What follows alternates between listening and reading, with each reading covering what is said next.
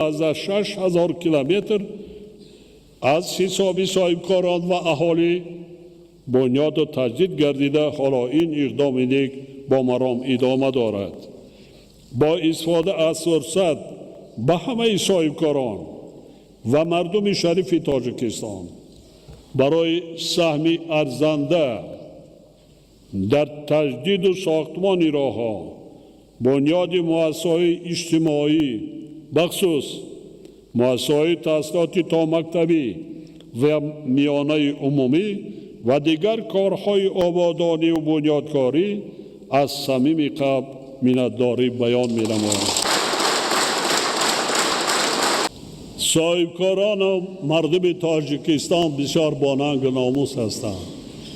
وقتی من به دههای دوردست میروم و میبینم چگونه مردم وطن عزیز خود را دوست می‌دارد، چگونه مردم با یک ذوق بی‌نهایت حتی بسیاریش خانه‌های استقامتی خود را تعمیر نکرده، کوچه و رسته ها خیابان‌های خود را و در بنیاد مؤسسه‌های تا مکتبی، مؤسسه‌های تعلیمی حصه‌گذاری کرده ایستادند.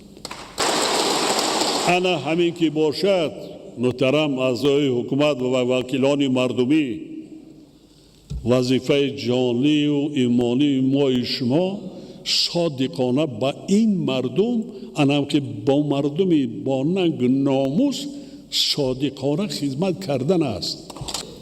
چگونه رحمت نمیگویی؟ چگونه؟ حالا برای بنا بعضا دیوها محلهای اهالی دوردست میروید، شهر شده است.